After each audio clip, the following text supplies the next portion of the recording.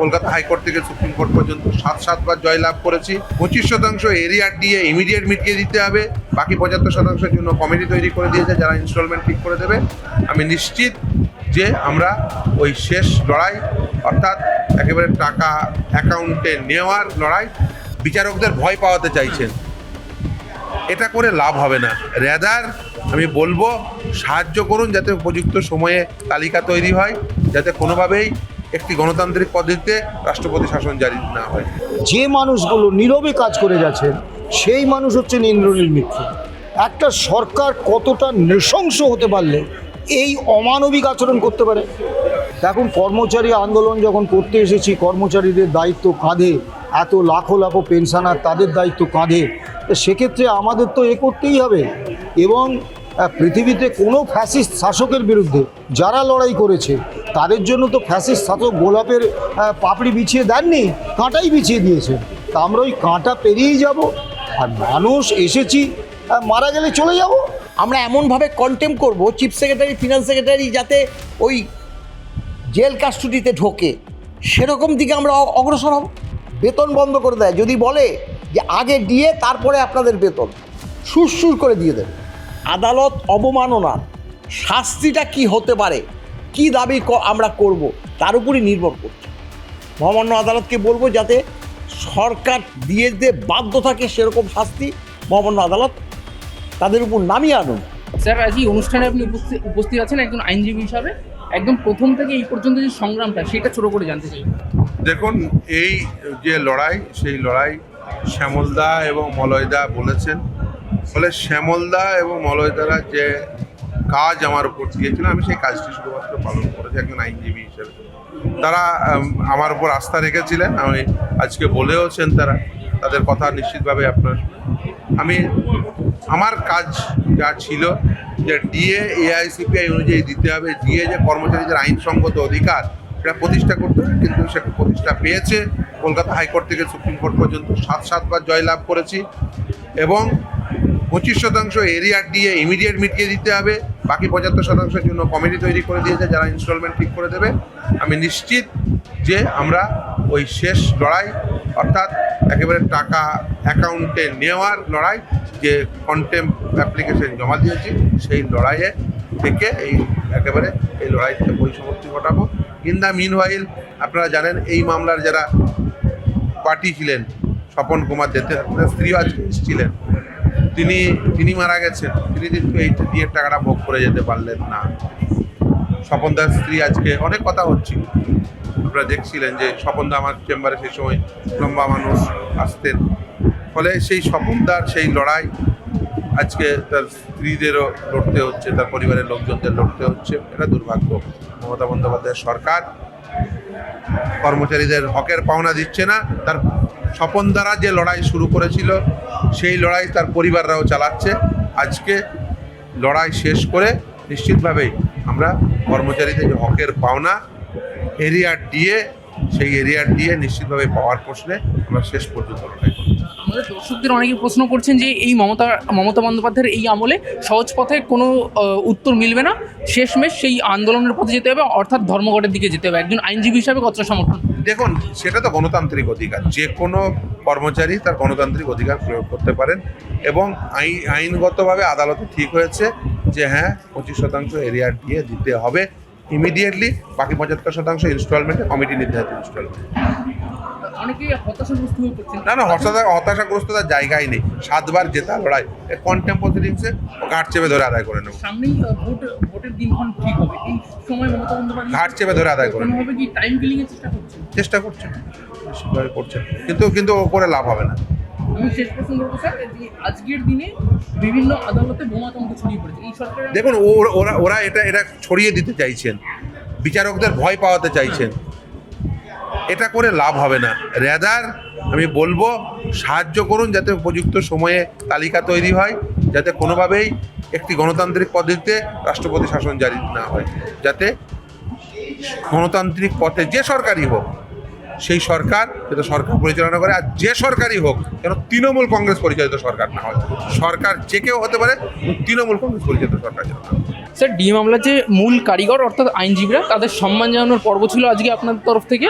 মূলত এই অনুষ্ঠানটা কেমন চললো এবং আপনার পিছনে আমি একজনের ছবি দেখতে পাচ্ছি, সেই লোকটা সম্পর্কে সংক্ষেপে জানতে। দেখুন, ছবিতে যাকে দেখছেন ইন্দ্রনীল মিত্র, ইনি আমাদের সংগঠনের কোষাধ্যক্ষ ছিলেন এবং যেদিন উনি চাকরিতে জয়েন করেছিলেন সেই দিনই পিএসসির মাধ্যমে চাকরি পেয়েছিলেন, মামা দাদা কাকা ধরে নয়, মেধার ভিত্তিতে চাকরি পেয়েছিলেন।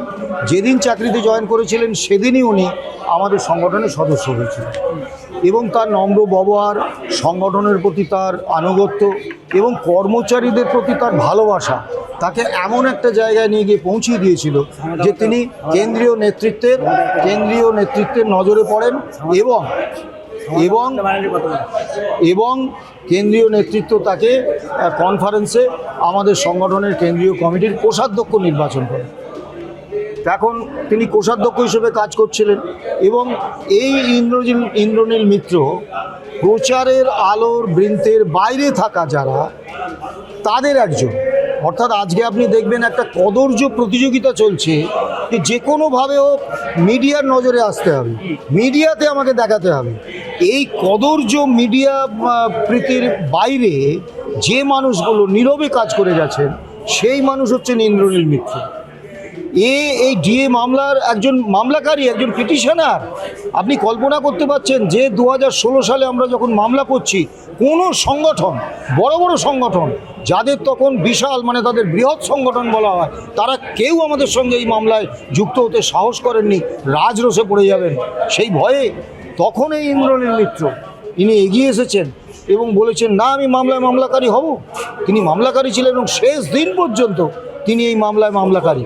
কিন্তু কোনো দিন সাংবাদিকদের সামনে আসেননি, ওই গালে আবির মেখে আমার জয় বলে লাফাননি।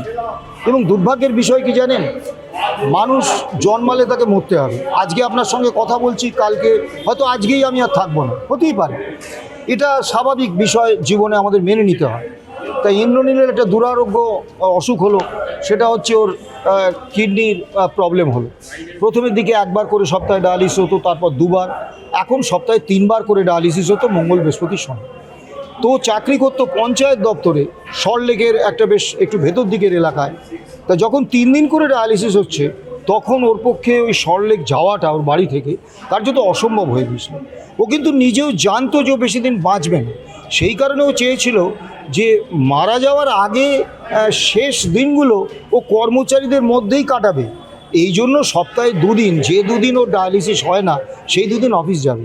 তা ও প্রে করেছিল, আবেদন করেছিল যে আমাকে ক্যামাক স্ট্রিটে আমাকে বদলি করে দিন, এবং ভবানীপুরে ওর বাড়ি, ক্যামাক স্ট্রিটে বদলি করে দিলে ওর সুবিধে হতো। প্রশাসন কিন্তু করেনি। কেন করেনি? ও confederation of state government employees করে। কেন করেনি? ও সরকারের পক্ষে নয়। কেন করেনি? ওই ডিএ মামলায় একজন মামলাকারী, একজন মামলা করেছে। আপনি ভাবতে পারছেন একটা সরকার কতটা নৃশংস হতে পারলে এই অমানবিক আচরণ করতে পারে? তা আমার সঙ্গে নিয়মিতই কথা হতো। তা গত সপ্তাহখানেক আগে আমি ওকে বলেছিলাম, হ্যাঁ রে ইন্দ্র, আমি কি একবার ওই শাসক দলের সমর্থক কর্মচারী সংগঠনের নেতাদের সঙ্গে কি একটু কথা বলবো? কারণ এখন ওই সংগঠনই, ওই মানস ভূঁইয়ারাই সব কিছু নিয়ন্ত্রণ করেন। তাই ইন্দ্রনীল আমায় বলেছিল, দাদা, আপনি মলয়দা আমার জন্যে বা যে কারোর জন্যে এই শাসক দলের দালালগুলোর কাছে মাথা নিচু করবেন, এটার থেকে আমার মরে যাওয়া ভালো। এটা করবেন না দাদা। ঠিক আছে, আমাকে দেয়নি, যাব না, আমি তো আর কদিন বেঁচে আছি, যতটুকু কষ্ট করে আমি সল্টলেকেই অফিস করব। এই অমানবিকতা দেখে আজকে একটা কথা আমি বলবো, আমাদের তো দিন শেষ। আমরা তো আর কতদিন কর্মচারী আন্দোলনের নেতৃত্ব দেবো? আমাদের তো বিদায় নিতে হবে। নতুন যারা আসছে তাদের বলবো, আপনাদের রাজনৈতিক মতাদর্শ, দল, সংগঠন যাই হোক, মানবিক বোধটা হারিয়ে ফেলবেন না। মানুষ হিসেবে আপনাদের যে একটু সহকর্মীর প্রতি, আরেকজন মানুষের প্রতি, একজন প্রতিবেশীর প্রতি যে একটু মমত্ব বোধ, একটু ভালোবাসা, তার বিপদে একটু পাশে দাঁড়ানো, এইটা দয়া করে হারিয়ে ফেলবেন না। তাহলে মানুষ হিসেবে আমাদের পরিচয় দিতেই বড্ড লজ্জা হবে। আপনাদের কোনো নিরাপত্তাহীনতার কোনো প্রশ্ন উঠে আসছে না এইখানে দাঁড়িয়ে, যেখানে আপনি এবং মলয় স্যার আপনারা দুজন নেতৃত্ব দিচ্ছেন, এখানে আপনাদের দুজনের নিরাপত্তার তো একটা প্রশ্ন থেকে যাচ্ছে। দেখুন, নিরাপত্তাহীনতা তো আছেই। পুলিশের হুমকি আছে, মিথ্যে মামলা আছে, শাসক দলের নেতাদের নিত্যদিনের হুমকি আছে, তারপরে মারধরেরও বিষয় আছে। এখন কর্মচারী আন্দোলন যখন করতে এসেছি, কর্মচারীদের দায়িত্ব কাঁধে, এত লাখো লাখো পেনশনার তাদের দায়িত্ব কাঁধে, তো সেক্ষেত্রে আমাদের তো করতেই হবে। এবং পৃথিবীতে কোনো ফ্যাসিস্ট শাসকের বিরুদ্ধে যারা লড়াই করেছে তাদের জন্য তো ফ্যাসিস্ট শাসক গোলাপের পাপড়ি বিছিয়ে দেননি, কাঁটাই বিছিয়ে দিয়েছে। তা আমরা ওই কাঁটা পেরিয়েই যাব। আর মানুষ এসেছি, মারা গেলে চলে যাব, কিন্তু আমাদের পরবর্তী প্রজন্ম এই আমরা মারা যাওয়ার পরে আরও উদ্দীপ্ত হয়ে আর একটা শ্যামল, আর একটা মলয় তৈরি হবে। সেটাকে আটকাবেন কী করে উনি? কর্মচারীদের মধ্যে একাংশ মনে করছেন এই সরকারের আমলে অন্তত সহজ উপায়ে কোনো রাস্তা বের হবে না, সোজা আঙুলে ঘি বের হবে না, সেই শেষমেশ ধর্মঘটের দিকে যেতে হবে। আপনি মনে করছেন? ধর্মঘটে এখন ব্যাপারটা তো, ধর্মঘটে আমরা কেন যাব? আমরা তো দেশের যে সর্বোচ্চ আদালত, সেই আদালত তো রায় দিয়েছে। মমতা বন্দ্যোপাধ্যায় মানবেন সেই? মমতা ব্যানার্জির মানতে হবে না তো। আমরা এমনভাবে কন্টেম করব চিফ সেক্রেটারি, ফিনান্স সেক্রেটারি যাতে ওই জেল কাস্টডিতে ঢোকে, সেরকম দিকে আমরা অগ্রসর হব। আমরা সেইভাবে অগ্রসর হব। অর্ডার বার করার চেষ্টা করব যে এবার যদি দিয়ে না দেয় তাদের কিন্তু পরিষ্কারভাবে একদম জেল কাস্টডিতে যাতে ঢোকে। আমরা তো দেখেছি ওয়েস্ট বেঙ্গল স্টেট ইলেকট্রিসিটি ডিস্ট্রিবিউশনে দিচ্ছিল না, বেতন বন্ধ করে দিয়েছে। চিফ সেক্রেটারি, ফিনান্স সেক্রেটারির যদি বেতন বন্ধ করে দেয়, যদি বলে যে আগে দিয়ে তারপরে আপনাদের বেতন, সুর করে দিয়ে দেবে, তাহলে তা আমরা ধর্মঘট করলে কি হবে? চিফ সেক্রেটারি, ফিনান্স সেক্রেটারি তো শাস্তি হবে না। মুখ্যমন্ত্রী তো কত ছুটি দেয়, মুখ্যমন্ত্রী তো একাধিক ছুটি দেয়। তার থেকে যদি সরকার না দেয়, আদালতে গিয়ে এই যে আদালত অবমাননার শাস্তিটা কি হতে পারে, কি দাবি আমরা করব, তার উপরই নির্ভর করছে। মহামান্য আদালতকে বলবো যাতে সরকার দিয়ে দিতে বাধ্য থাকে সেরকম শাস্তি মহামান্য আদালত তাদের উপর নামিয়ে আনুন। একটা দিন ধর্মঘট, তাহলে ধর্মঘটটা সাকসেসফুল হলো, দিয়ে দিল না, তখন কি করব? তাহলে কি আবার আদালত আর অবমাননা কোনটা করবে তারা? যারা বলছে ধর্মঘট না, এখনও ওয়েট করতে হবে, আদালতের প্রতি বিশ্বাস রাখতে হবে।